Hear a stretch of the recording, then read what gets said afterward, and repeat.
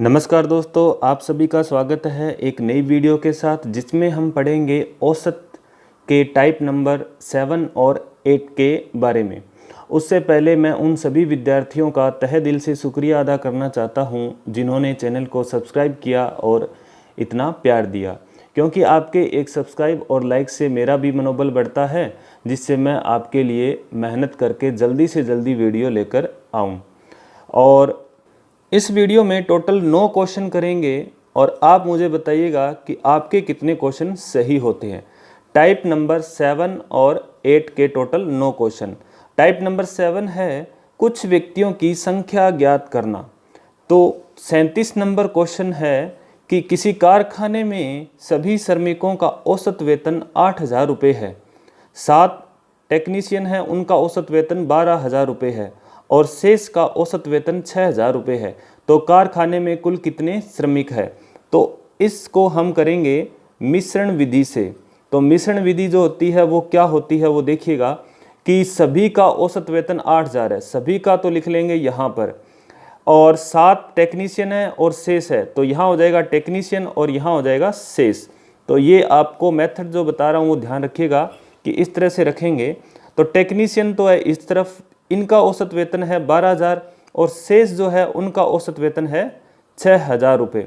अब क्या करेंगे, इसको देखिएगा आपका आंसर क्या आ रहा है।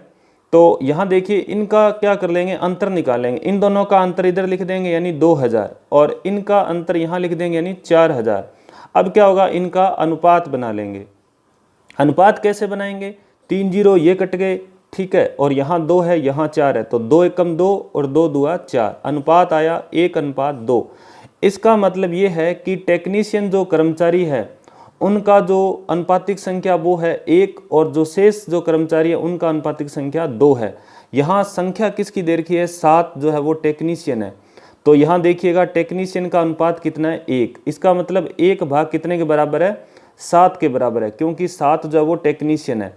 अब इसने पूछा था कारखाने में कुल कितने श्रमिक है, तो कुल अनुपातिक संख्या कितनी होगी दोस्तों, 1 और 2 कितने हो गए, 3 भाग हो गए, और 1 भाग 7 के बराबर है, तो 3 भाग कितने के बराबर हो जाएंगे, 7 गुणा 3, यानी टोटल हो जाएगा 21। तो यहाँ टोटल कर्मचारी कितने रहेंगे, 21 रहेंगे। तो इसका आंसर आ जाएगा डी 21। चलिए अब करते हैं क्वेश्चन नंबर 29। क्वेश्चन नंबर 29 देखिएगा, एक संस्था में सभी कामगारों का प्रति व्यक्ति औसत वेतन 60 रुपये है। 12 अधिकारियों का औसत वेतन 400 रुपये है। शेष का प्रति व्यक्ति औसत वेतन 56 रुपये है। संस्था में शेष जो कामगार हैं उनकी कुल संख्या कितनी है, 1035, 1030, 1032 या 1020? आप बना के देखिए आपका क्वेश्चन क्या आ रहा है, सॉरी आंसर क्या आ रहा है। तो देखिएगा एक संस्था में सभी का औसत वेतन जो है वो बीच में लिखेंगे, यहाँ 60 और 12 अधिकारी, ये 12 अधिकारी हो गए इधर, उनका औसत वेतन कितना है, 400। तो यहाँ औसत वेतन लिखेंगे 400, संख्या है ये, संख्या है यहाँ पर, और ये औसत है और ये औसत है, और यहाँ भी ये लिखेंगे औसत है। ध्यान रखिएगा मिश्रण विधि में यूनिट सेम होनी चाहिए। तो 400 लिखा, और शेष का प्रति व्यक्ति औसत वेतन कितना है, 56। तो यहाँ ये भी क्या हो गया, औसत वेतन हो गया, ये किसका आ गया, शेष का आ गया। तो यहाँ देखिएगा कि 412 संख्या है, 56 जो शेष हो गए, और 60 जो है औसत वो है सभी का। तो यहाँ देखिए इनका अंतर देखिए और इधर इनका अंतर देखिए, 400 और 60 का अंतर हो गया कितना दोस्तों, 340। कितना हो गया, 340, और 56 और 40 का अंतर, 56 और 60 का अंतर कितना हो गया, 4। अब देखिए यहाँ अनुपात कितना बनेगा, अनुपात बनेगा 4 एकम 4, और ये 4 से काटा तो कितने पे कटेगा, 4 8 32, 2 20, यानी 4 5 20। तो ये बना अनुपात 1:85। अब देखिएगा यहाँ पे संख्या किसकी दे रखी है, संख्या दे रखी है यहाँ अधिकारियों की, इधर वालों की। तो ये अनुपातिक जो संख्या 1 है वो 12 के बराबर होगी, यानी 1 भाग 12 के बराबर है। तो इसने पूछा है कि संस्था में शेष कामगार की संख्या कितनी होगी। तो शेष कितने हैं, शेष की अनुपातिक संख्या 85 है। तो 1 भाग 12 के बराबर है, तो 85 भाग कितने के बराबर होंगे, तो यहाँ गुणा कर देंगे 12 का किससे, 85 से।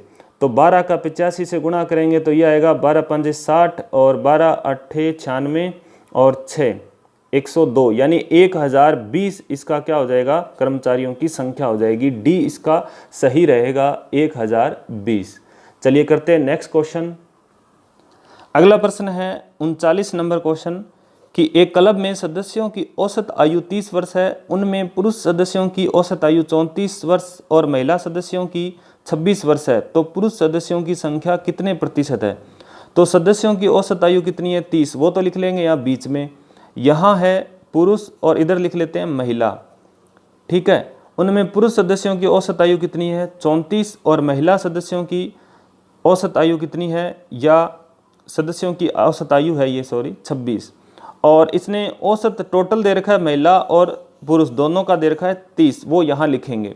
ठीक है, अब ये कह रहे हैं पुरुष सदस्यों की संख्या में प्रतिशत कितना होगा, तो यहाँ इनका अंतर देख लेंगे और अंतर से क्या बनेगा, अनुपात बनेगा। 30 और 26 का जो अंतर रहेगा वो रहेगा 4, और 34 और 30 का अंतर कितना रहेगा 4।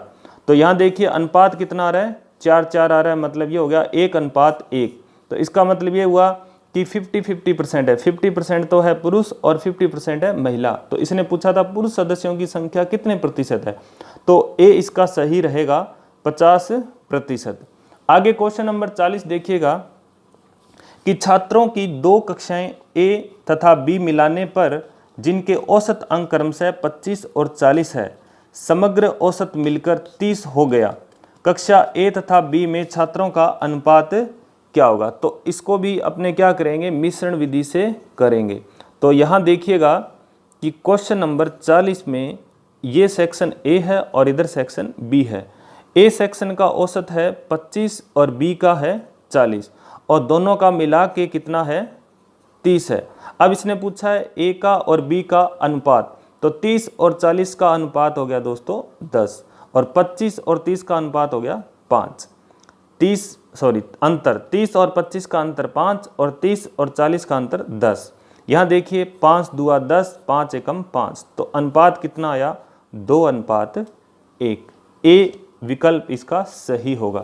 क्वेश्चन नंबर 41 देखिएगा, एक उद्योग में सभी कर्मचारियों का औसत मासिक वेतन 12,000 रुपये है, उनमें पुरुष कर्मचारियों का औसत वेतन 15,000 रुपये है और महिला कर्मचारियों का 8,000 है, तो पुरुष व महिला कर्मचारियों का अनुपात क्या होगा।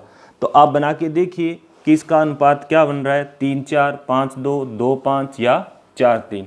तो यहाँ अपने करके देखते हैं इसको। देखिएगा पुरुष और महिला, इधर हो गई महिला, पुरुष कर्मचारियों का औसत वेतन है 15,000 रुपये, ठीक है, और महिला कर्मचारियों का औसत वेतन कितना है 8,000 रुपये, और सभी कर्मचारियों का औसत मासिक वेतन यानी मिक्स कितना है 12,000 रुपये है। तो यहाँ अब इसने पूछा है अनुपात, तो अपने जानते हैं इनका अंतर करना है, पहले 8,000 और 12,000 का अंतर आ गया 4,000, फिर इधर करेंगे 15,000 और 12,000 का अंतर आ गया 3,000। तो यहाँ देखिए अनुपात कितना बनेगा, 3 0 इधर है, 3 0 इधर है, कैंसिल हो गए, यहाँ बच गया 4 और इधर बच गया 3। तो अनुपातिक संख्या क्या बनी दोस्तों 4:3। तो इसका डी जो है वो विकल्प सही है। चलिए अब करते हैं अपने विविध प्रश्न, जिसमें मिक्स क्वेश्चन रहेंगे और आप देखिएगा कि आपका आंसर क्या आ रहा है। तो पहला क्वेश्चन आपके सामने है, 7 संख्याओं का औसत 18 है, यदि उनमें एक संख्या 17 हो और उसे 31 में बदल दिया जाए तो औसत कितना हो जाएगा। 21.5, 21, 20, 19.5। देखिएगा ये कह रहा है कि 17 हो उसे 31 में बदल दिया जाए, यानी 17 की जगह क्या बदल दिया 31 बदल दिया। तो इसका मतलब बढ़ा रहा है संख्या को, कितना बढ़ा रहा है 31 में से 17 निकाल देंगे तो देखिएगा कितना बढ़ जाएगा, 11 में से 7 गया 4 और इधर बचे 2 यानी 1, यानी 14 बढ़ा रहा है। ये 14 क्या कर रहा है बढ़ा रहा है, टोटल बढ़ा रहा है 14, कितनी संख्याओं पर 7 पर, तो 14 टोटल 7 पर बढ़ा रहा है। तो ये हो जाएगा 14 में 7 का भाग देने पर 7 दूआ 14, यानी औसत 2 और बढ़ जाएगा। तो पहले कितना है 18, 2 और बढ़ जाएगा तो कितना हो जाएगा 20। तो इसका जो सी नंबर विकल्प है वो सही रहेगा। या इसको ऐसे भी कर सकते हैं, देखिएगा 7 का औसत 18 है तो 7 और 18 का गुणा करेंगे तो ये योग आ जाएगा 7 का, 7 8 56, 5 7 और 5 12 यानी 126।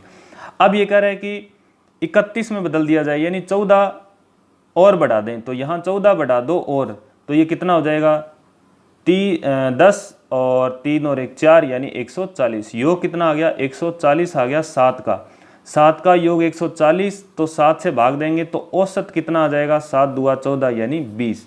तो जो सी है इसका वो सही रहेगा। इस मेथड से भी इसको कर सकते हैं। क्वेश्चन नंबर 43 देखिएगा कि 20 मदों का औसत 47 है। बाद में पता चला कि एक मद को 62 के स्थान पर गलती से 26 लिख दिया गया, तो सही औसत क्या होगा।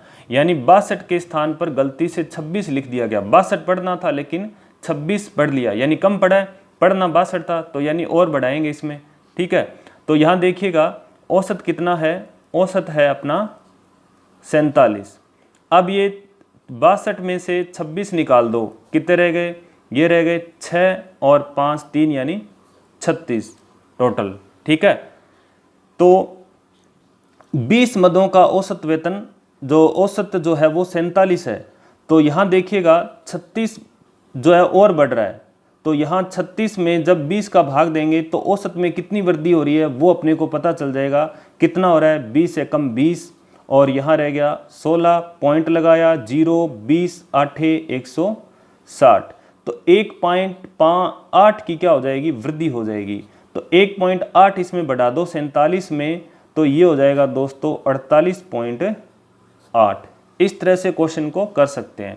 अदरवाइज इस क्वेश्चन को इस तरह से भी कर सकते हैं, 20 मदों का औसत 47 है, तो 20 × 47 कर लो, जितना आ रहा है उसमें क्या कर देंगे 36 जोड़ देंगे और फिर 20 से भाग देंगे, तो नया औसत आ जाएगा कितना 48.8 आ जाएगा। चलिए आगे करते हैं क्वेश्चन नंबर 44।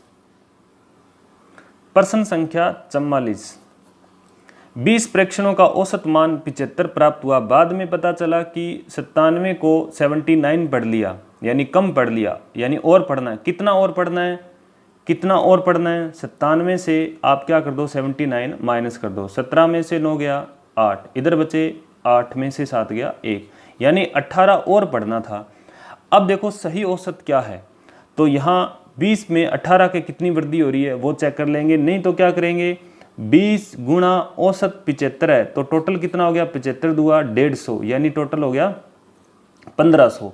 अब उसमें 18 की और वृद्धि कर दें तो देखिएगा 79 है, इस 1500 में 79 पढ़ लिया, लेकिन पढ़ना कितना था 97 पढ़ना था, तो मतलब 18 और पढ़ना था, तो 18 इसमें जोड़ देंगे तो टोटल आ गया 1598। अब ये कह रहा है कि सही औसत क्या है, तो सही औसत निकालने के लिए 20 को फिर से भाग देंगे तो ये आ जाएगा औसत। जब इसमें भाग देंगे तो ये आएगा 20 5 100, और उसके बाद ये आएगा 20 आते 140, यानी 7 पे चला गया, 20 आते 140, 1 1 8। अब आएगा 20 5 100, कितना रह गया 18, पॉइंट लगाया 0। अब कितने पे जाएगा, अब जा रहा है पूरा 9 पे, 9 दूआ 18, यानी ये आ जाएगा कितना 75.9। विकल्प बी इसका सही रहेगा 75.9। चलिए जी आगे क्वेश्चन नंबर 45 आप बना के देखिए आंसर क्या आ रहा है इसका। 7 वर्ष पूर्व शादी के समय पति व पत्नी की औसत आयु 25 वर्ष थी। 7 साल पहले पति और पत्नी यानी कितने हो गए, 2 जने हो गए टोटल, और औसत आयु कितनी है 25 है, तो इनका योग कितना हो गया 25 दूआ 50। ये कब है 7 साल पहले, तो आज कितनी हो जाएगी 7 साल पति बढ़ेगा और 7 साल पत्नी बढ़ेगी, तो टोटल कितना बढ़ जाएगा 14 साल और बढ़ जाएंगे, तो ये आ जाएगा क्या वर्तमान में आयु आ जाएगी इनकी कितनी 64 वर्ष। वर्तमान में दोनों की टोटल आयु आ जाएगी 64। अब ये कह रहा है कि पति पत्नी और एक बच्चा, टोटल औसत आयु दे रखी है 22 वर्ष, तो बच्चे की आयु कितनी होगी, तो पति पत्नी और बच्चा टोटल कितने हो गए 3 हो गए, उनकी औसत आयु कितनी दे रखी है 22। अब इनका जब योग करेंगे यानी योग निकालेंगे गुणा करने पर तो कितना आएगा 22 या 66, कितना आ जाएगा 66। अब ये पूछ रहा है बच्चे की आयु कितनी होगी, तो यहाँ क्या करेंगे जब इन 3 के योग में से 2 का योग घटाएंगे यानी 66 में से 64 जब घटाएंगे तो ये जो बचेगा वो बच्चे की आयु बचेगी कितनी रह जाएगी 2 वर्ष रह जाएगी। इसका बी विकल्प सही रहेगा 2 वर्ष। तो दोस्तों आपको वीडियो कैसा लगा और अच्छा लगा है तो लाइक कीजिएगा, और चैनल पर पहली बार है तो इसे सब्सक्राइब कीजिएगा और अपने मित्रों के साथ इसे शेयर ज़रूर कीजिएगा। मिलते हैं एक नई वीडियो में और एक नए टॉपिक के साथ। तब तक के लिए जय हिंद, जय भारत।